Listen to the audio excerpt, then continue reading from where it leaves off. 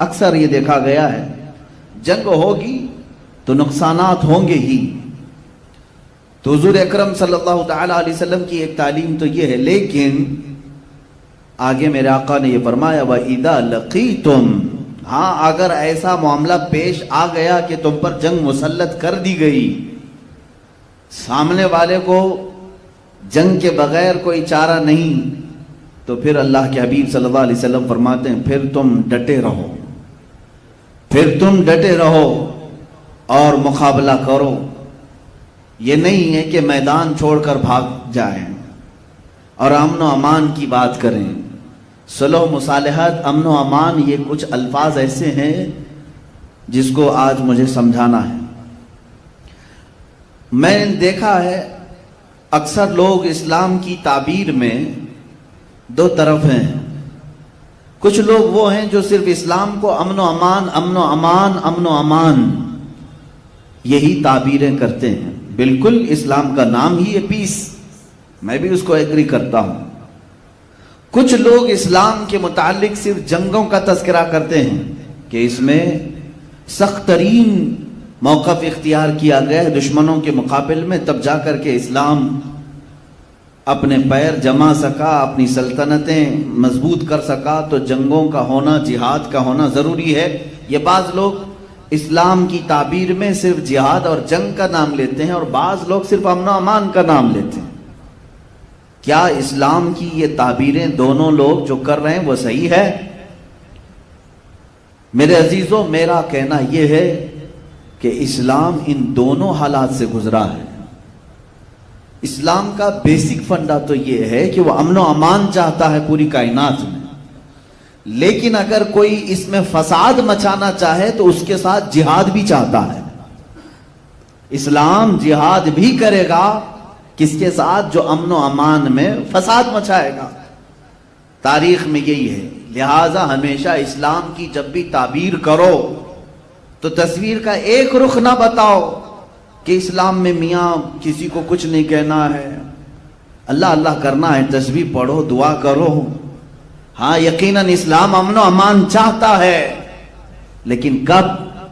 ایک محقق نے بہت اچھے انداز میں کہا، بار بار اسلام اور مسلمانوں کے متعلق کچھ لوگ غیر مسلم یہ کہتے ہیں کہ اسلام تو پیس کا نام ہے، آپ جنگ کی بات نہ کریں نا، آپ جہاد کی بات نہ کریں. اور کچھ ہمارے ماڈرن خیالات کے اور کچھ سیکولر لوگ ایسے بھی ہیں جو کہتے ہیں کہ نہیں، اسلام صرف امن و امان کے لیے ہے. ہاں یقیناً میں دونوں تصویریں آپ کو بتاؤں. اسلام امن و امان اس وقت چاہتا ہے جب اسلام میں موجود غلام خانہ کعبہ کی چھت پر موجود ہو.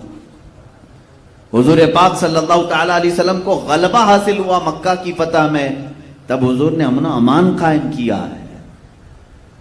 امان وہ بہتر ہے جب تمہارے پاس غلبہ آ جائے، اور اس وقت تم لوگوں کو معاف کر رہے ہو، یہ امن و امان ہے. لیکن جب تمہیں کوئی دبا رہا ہے، جب کوئی تمہیں مار رہا ہے اور تم امن و امان کی بات کر رہے ہو تو گویا کہ تم جان چھڑانے کی بات کر رہے ہو. میں اس کی ایک مثال آپ کے ہاں یوں بتاتا ہوں. اب ایک صبر کا لفظ ہے، آپ جانتے ہیں صبر کسے کہتے ہیں؟ سہ لینا، ہر چیز کو سہ لینا. اب کوئی 4 سال کا بچہ ہے، میرے ساتھ اس کا مقابلہ ہو رہا ہے. 4 سال کے بچے کو میں نے تھپڑ مارا اور وہ 4 سال کا بچہ یہ کہتا ہے میں نے صبر کر لیا. میاں تیرے پاس صبر کے علاوہ چارہ کیا ہے؟ پلٹ کر مارنے کی طاقت بھی تو نہیں ہے. تو بڑے آدمی سے، طاقت والے آدمی سے اگر مار کھا کر کے خاموش رہے اور پھر یہ کہے میں صبر کر رہا ہوں، یہ صبر نہیں، یہ تیری مجبوری ہے، یہ مجبوری ہے. ہاں کب؟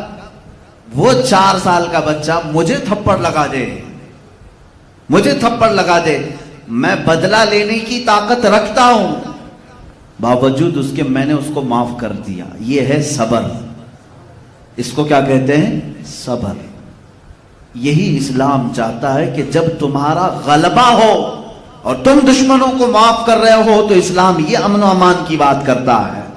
لیکن جب تمہارے ہر عزو پر بلکہ اسلامی شعار پر حملہ کیا جا رہا ہو اور تمہیں دبانے کی کوشش کی جا رہی ہو، مارنے کی کوشش کی جا رہی ہو، اور تم یہ کہو نہیں صبر کرنا ہے ہمیں، یہ صبر نہیں ہے، یہ تم مجبوری کو صبر کا سہارا لے رہے ہو۔ مجبوری کا نام صبر نہیں ہے۔ اسی طرح امن و امان اس کو نہیں کہتے۔ عزیزان گرامی وقار، رسول پاک صلی اللہ تعالی علیہ وسلم کی حیات طیبہ میں دو معاملات پیش آئے ہیں۔ آپ کی زندگی پاک جو 40 سال تک تھی، یہ اعلان نبوت سے پہلے کی زندگی ہے۔ حضور صلی اللہ تعالی علیہ وسلم نے اعلان نبوت نہیں فرمایا تھا، لیکن جب آپ کی عمر پاک 40 سال کی ہوئی، اس وقت سے لے کر آپ کی وفات 63 سال تک کتنی عمر ہوئی؟ 23 سال۔ آپ کی عمر مبارکہ 40 سال سے لے کر 63 سال تک کی عمر کتنی ہوئی؟ 23 سال، 23 ایئرز۔ اس کو ہم دو حصوں میں تقسیم کرتے ہیں، دو حصوں میں تقسیم کرتے ہیں۔ حضور صلی اللہ تعالی علیہ وسلم 40 سال سے لے کر 53 سال تک مکہ ہی میں رہے، 13 سال تک مکہ میں رہے اعلان نبوت کے بعد، اور جب آپ کی عمر مبارکہ 53 سال کی ہوئی، آپ نے ہجرت فرمایا مدینہ طیبہ کی طرف اور وہاں 10 سال قیام فرمایا۔ تو میں یہ 23 سال کو دو حصوں میں تقسیم کرتا ہوں، تو 13 سالہ مکی دور ہے اور 10 سالہ مدنی دور ہے۔ حضور اکرم صلی اللہ تعالی علیہ وسلم کی زندگی پاک میں جو اسلام کے دن ہیں، جو اعلان نبوت کے بعد کے دن ہیں، اس میں 13 سال مکی زمانہ ہے اور 10 سال مدنی زمانہ ہے۔ یہ دونوں میں بڑا فرق ہے، مکی زمانے میں اور مدنی زمانے میں بڑا فرق ہے۔ مکی زمانے میں حضور اکرم صلی اللہ تعالی علیہ وسلم کو تبلیغ کا حکم تو تھا کہ آپ اپنے قریبی لوگوں کو اسلام کی دعوت دیں، اللہ کی طرف بلائیں۔ رسول پاک صلی اللہ تعالی علیہ وسلم نے دعوت کا کام شروع رکھا، اور ان 13 سالوں میں بہت کم لوگ ایمان لائے، بہت کم لوگ، یہاں تک کہ آپ کو لڑنے کا اور جہاد کا بھی حکم نہیں تھا۔ 13 سال تک حضور پاک صلی اللہ علیہ وسلم نے ایک بھی جہاد نہیں فرمایا۔ مکہ کے زمانے میں، مکی دور میں ایک بھی جنگ نہیں ہوئی، ایک بھی جہاد نہیں۔ آج ان لوگوں کو غور سے سننا چاہیے جو اسلام کو کہتے ہیں تلوار کی زور سے پھیلا ہے۔ میں تمہیں بتاؤں کہ کتنے زمانے میں تلوار اٹھائی گئی ہے اور کہاں کہاں اٹھائی گئی ہے، اور جہاں میرے آقا صلی اللہ تعالی علیہ وسلم نے تلوار اٹھائی، آج دنیا کو ان جگہوں پر اٹھانا ضروری ہو گیا ہے تلوار۔ میں اس کو بھی ثابت کروں گا۔ رسول پاک صلی اللہ تعالی علیہ وسلم کا جو دستور ہے وہ کائنات کا سب سے اعلیٰ دستور ہے۔ آپ کا جو نظام ہے وہ سب سے اعلیٰ نظام ہے، اس میں ایک نقص بھی نہیں، ایک عیب بھی نہیں آ سکتا۔ 13 سال تک کبھی مشرکین مکہ کے ساتھ قتال، جنگ، جہاد نہیں ہوا، کیونکہ اللہ کا حکم ہی نہیں آیا تھا۔ حضور پاک صلی اللہ تعالی علیہ وسلم تبلیغ فرما رہے ہیں، بعض لوگ آیتوں کا مذاق اڑا رہے ہیں، رسول پاک صلی اللہ تعالی علیہ وسلم کا استہزاء کر رہے ہیں، مذاق کر رہے ہیں، تب بھی اللہ تعالیٰ نے یہ فرمایا وَاصْبِرْ عَلَىٰ مَا يَقُولُونَ، جو لوگ کہہ رہے ہیں اس پر آپ صبر کریں۔ اے رسول پاک صلی اللہ تعالی علیہ وسلم، آپ ان کے جواب میں قتل و قتال نہ کریں، لڑائی کرنے کا، جہاد کرنے کا حکم نہیں تھا۔ پھر اس کے بعد یہ 13 سال سخت ترین زمانہ ہے، مشکلات کا زمانہ ہے، مشقتوں کا زمانہ ہے۔ اس مکی دور میں حضور پاک صلی اللہ تعالی علیہ وسلم کے غلاموں کے ساتھ انہوں نے کیسا کیسا برتاؤ نہیں کیا۔ حضرت بلال حبشی ان کی دشمنیوں کا اور ان کی ظلم و ستم کا ایک ایسا نشانہ بن چکے تھے کہ ان کے پورے جسم پاک میں داغ تھے، نشانات تھے۔ حضرت سمیہ کا انہوں نے ایسا خاتمہ کیا، وہ شہید ہو گئی۔ حضرت یاسر رضی اللہ تعالیٰ جو اسلام کے سب سے پہلے شہید ہیں، مکہ والوں نے انہیں قتل کر دیا، شہید کر دیا۔ کئی صحابہ اکرام کو جانوں سے انہوں نے ختم کیا، شہید کیا۔ خود رسول پاک صلی اللہ تعالی علیہ وسلم پر بھی انہوں نے دست درازیاں کی ہیں، یہ تاریخ میں موجود ہے۔ حضرت ابو بکر صدیق ایک مرتبہ ان پر مشرکین اس قدر ٹوٹ پڑے اتنا مارے تھے کہ آپ کا چہرہ سوج گیا تھا، آنکھیں نہیں دکھتی تھی، سوجن کی وجہ سے آنکھیں اندر جا چکی تھیں۔ یہ حضرت ابوبکر صدیق رضی اللہ تعالیٰ عنہ کے ساتھ انہوں نے کیا۔ حضرت عبداللہ ابن مسعود رضی اللہ تعالیٰ عنہ کی ناک پھوڑ دی تھی، طرح طرح کے مظالم ہوئے۔ ان تمام حالات کے بعد اللہ رب العزت نے اپنے حبیب صلی اللہ تعالیٰ علیہ وسلم کو ہجرت کی اجازت دی۔ پہلے مسلمانوں کی ایک جماعت ہجرت کر کے گئی، کہاں؟ حبشہ کی طرف۔ افریقہ کا ایک ملک ہے جس کو آج ایتھوپیا کہتے ہیں، ملک حبشہ کی طرف مسلمانوں کی ایک جماعت گئی، جس میں حضرت عثمان ابن عفان بھی تھے رضی اللہ تعالیٰ، اور حضور صلی اللہ تعالیٰ علیہ وسلم کی صاحبزادی حضرت رقیہ بھی تھی، حضرت جعفر طیار بھی تھے۔ تو یہ مسلمانوں کا قافلہ مکہ سے ہجرت کر کے حبشہ چلا گیا۔ کفار و مشرکین کے ظلم و ستم اس قدر بڑھ گئے تھے کہ ان کو اپنا اصلی وطن چھوڑنا پڑا، وہ دوسرے وطن میں جا کر پناہ لیے۔ پھر وہ وقت بھی آیا جب اللہ رب العزت نے اپنے حبیب صلی اللہ علیہ وسلم کو بھی مکہ مکرمہ سے ہجرت کرنے کا حکم دیا۔ ہجرت کہتے ہیں چھوڑ دینا، ترک کر دینا۔ رسول پاک صلی اللہ تعالیٰ علیہ وسلم کی وہ ہجرت کا واقعہ پیش آیا، آپ اپنے ساتھ اپنے یار غار حضرت ابوبکر صدیق کو ساتھ لیے اور مدینہ طیبہ کی طرف رواں ہو گئے۔ یہ اللہ کے نبی صلی اللہ تعالیٰ علیہ وسلم کی جو ہجرت ہے، یہ اسلام کا ٹرننگ پوائنٹ ہے۔ یہاں سے اسلام کی تاریخ ایک نئی تاریخ ہے، اور کیوں نہ نئی تاریخ ہو؟ آج بھی جو ہم 1442 میں چل رہے ہیں، یہ تاریخ چلی ہی ہے حضور کی ہجرت کے بعد سے۔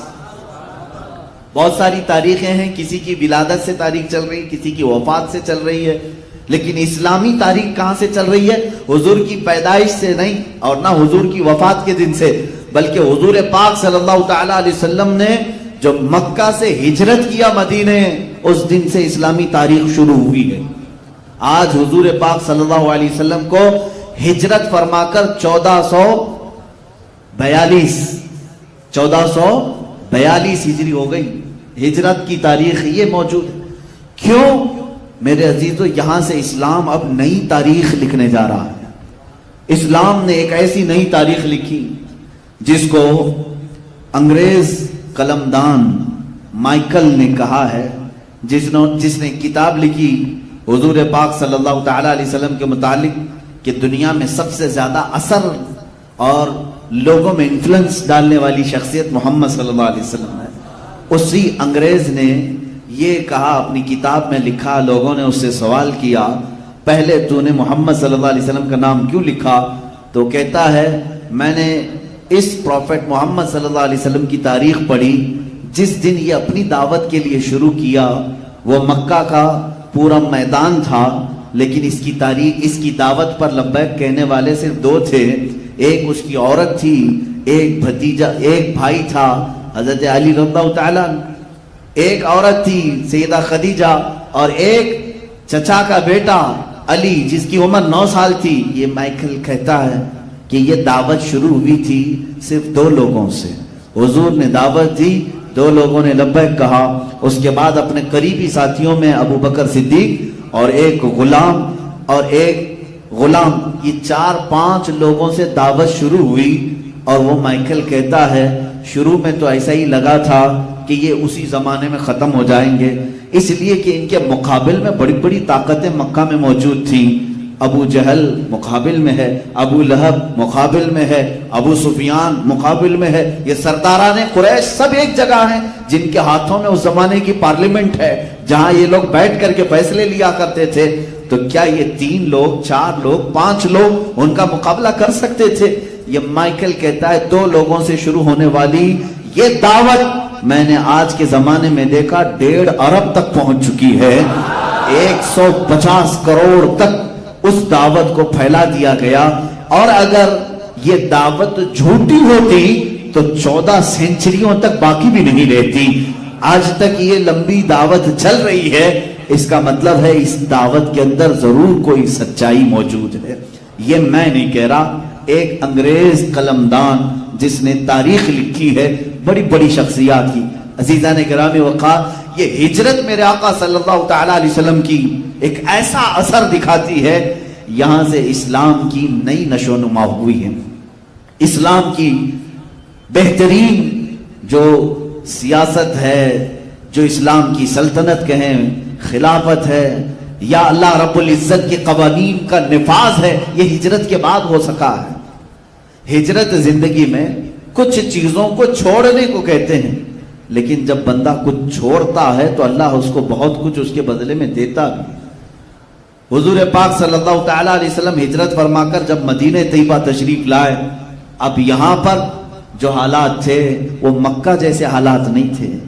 مدینہ نرم دل لوگوں کی زمین تھی، وہاں پر لوگوں نے استقبال کیا تھا۔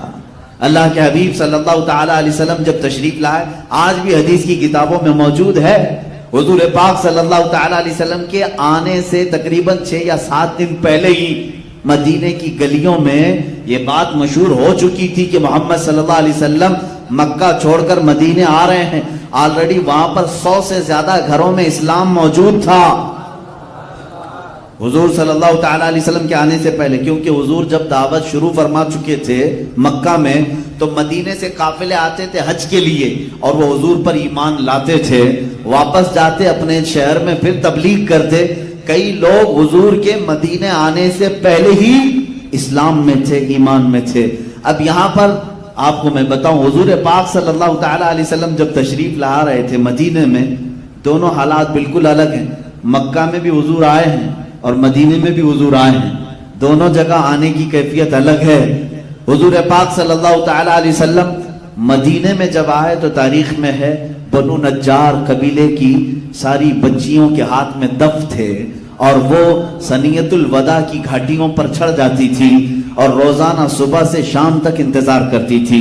جس دن حضور پاک صلی اللہ تعالیٰ علیہ وسلم اپنے رفیق سفر صدیق اکبر کے ساتھ قبا کی طرف سے نمودار ہوئے، جلوہ بار ہوئے، مدینے کی خوشیوں کا حال یہ تھا، حدیث میں موجود ہے، ساری مدینے کی عورتیں اپنے گھروں کے چھتوں پر چڑھ گئیں، مرد حضرات اپنی گلیوں میں اور راستوں پر نکل آئے، اور چھوٹے بچیاں اور کچھ نوجوان جو جنگی لباس پہنے ہوئے تھے، تلوار بھی ان کے ہاتھ میں تھے، نیزے بھی ان کے ہاتھ میں تھے، اور وہ جو ان کے آڑ کے لیے جو ڈھال ہوتے تھے تو تلواروں کو ڈھال سے بجاتے بجاتے سنیت الوداع کی گھاٹیوں تک پہنچ گئے اور سب بیک زبان کہتے تھے طلع البدر علینا من ثنیات الوداع وجب الشکر علینا ما دعا للہ داعی۔ یہ ہمارا بریلویوں کا کیا ہوا سلام نہیں ہے، یہ مدینے کی وہ صحابیات بچیوں کا سلام ہے جنہوں نے حضور کا مدینے میں استقبال کیا ہے۔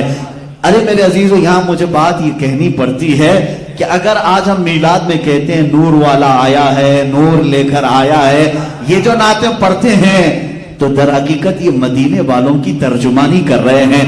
انہوں نے بھی حضور کا استقبال کیا تھا اور یہ کہا تھا اللہ والا ہمارے شہر میں آیا ہے۔ انہوں نے تو بڑی بات کہی تھی، طلع البدر علینا، انہوں نے کہا 14ویں کا چاند ہم پر طلوع ہو گیا ہے۔